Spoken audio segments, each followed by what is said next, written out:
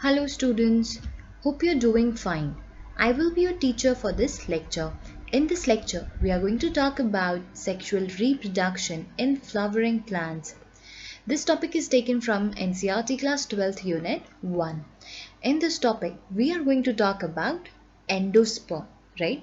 So, ये जो chapter है आपका sexual reproduction in flowering plants, ये आपका यूनिट 1 में से लिया गया है फ्रॉम एनसीईआरटी क्लास 12 और इस टॉपिक के अंदर हम आज एंडोस्पर्म के बारे में बात करेंगे। फाइन, तो अब आप सबसे पहले ये जानें कि एंडोस्पर्म बनता कैसे है। फाइन, सो सबसे इंपॉर्टेंट चीज, what happens when one male gamete fuses with, किसके साथ फ्यूज होगा? It fuses with two polar nuclei. When one male gamete fuses with two polar nuclei, right, which is located in the central cell. Two polar nuclei located in the central cell. तो आपको क्या देखने को मिलेगा? जब दो polar nuclei एक male gamete के साथ फ्यूज हो रहे हैं तो यहाँ पर आपको देखने को मिलता है triploid primary endosperm nucleus. It forms triploid यानी कि इसका प्लॉइडी क्या है? इसका प्लॉइडी है 3n। It forms triploid primary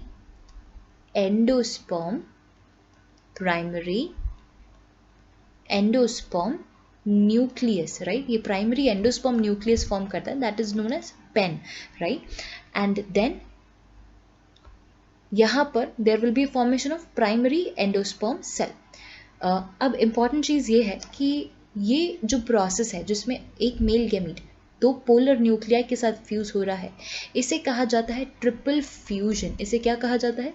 इसे कहा जाता है ट्रिपल फ्यूजन, जहाँ दो पोलर न्यूक्लियाई एक मेल गैमेट के साथ फ्यूज हो रहे हैं, that is known as triple fusion, क्योंकि 3 न्यूक्लियाई यहाँ पर फ्यूज हो रहे हैं।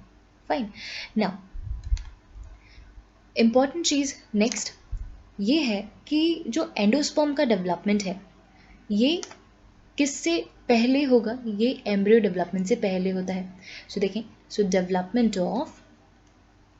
डेवलपमेंट ऑफ एंडोस्पर्म precedes किससे? It precedes embryo development. Important point. अब ऐसा क्यों है? एम्ब्रियो डेवलपमेंट से पहले एंडोस्पर्म का डेवलपमेंट क्यों हो रहा है?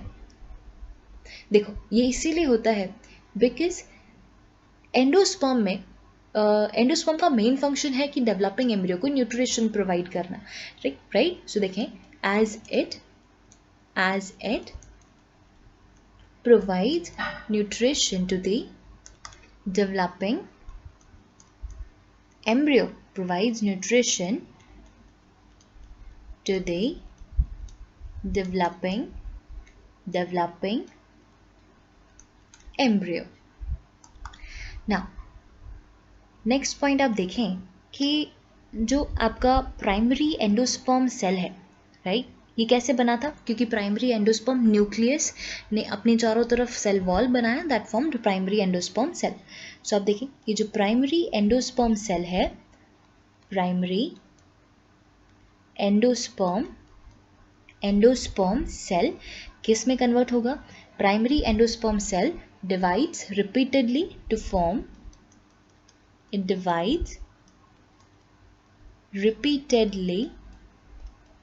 repeatedly to form primary endosperm tissue, right? और ये कैसा है? ये ट्रिप्लॉइड है in nature, so it divides repeatedly to form triploid, important 3n, right? Triploid primary endosperm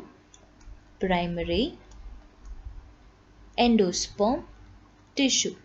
अब ये जो टिश्यू है, it is rich in food, reserve food material, which is rich in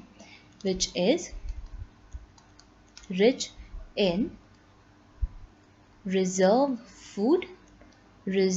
food material, right. इसमें reserve food material present है क्योंकि इसे developing embryo को nutrition provide करना है। ना ये जो स्टेज है यानी कि प्राइमरी एंडोस्पर्म टिश्यू जब बन रहा है तो ये किस तरीके से बनता है, राइट। सो देखें, तो इस बेसिस पर कि ये किस तरीके से बन रहा है, आपके पास 3 टाइप के एंडोस्पर्म्स हैं, that is nuclear, cellular and helobial, right. So सबसे पहले आप देखें that we will be talking about a nuclear endosperm. Nuclear endosperm में आपको क्या देखने को मिलेगा, in nuclear endosperm the primary endosperm nucleus, right, that is the PEN, that is the primary endosperm nucleus, ध्यान रखें, primary endosperm nucleus undergoes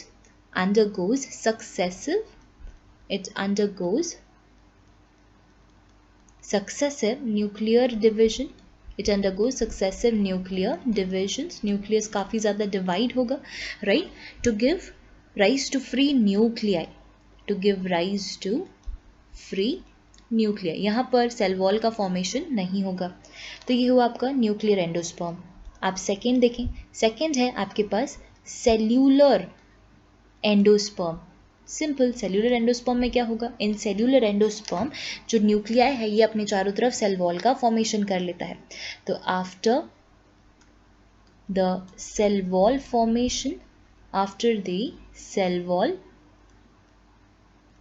formation, around the nuclei आपको क्या देखने को मिलेगा, सेल्यूलर एंडोस्पर्म, क्योंकि अब ये फ्री न्यूक्लियाई से सेल्यूलर में कन्वर्ट हो चुका है। एंड थर्ड है आपके पास हेलोबायल। हेलोबायल क्या होता है, अब देखें, हेलोबायल एंडोस्पर्म जो हाफ सेल्यूलर हो, which is half cellular and half free nuclear, आधा फ्री न्यूक्लियर हो एंड हाफ सेल्यूलर हो, ये हो गया आपका helobial endosperm. One more important point, that is endosperm जो है, endosperm if it is completely consumed, अगर ये कंप्लीटली कंज्यूम हो रहा है, कंप्लीटली कंज्यूम्ड बाय डेवलपिंग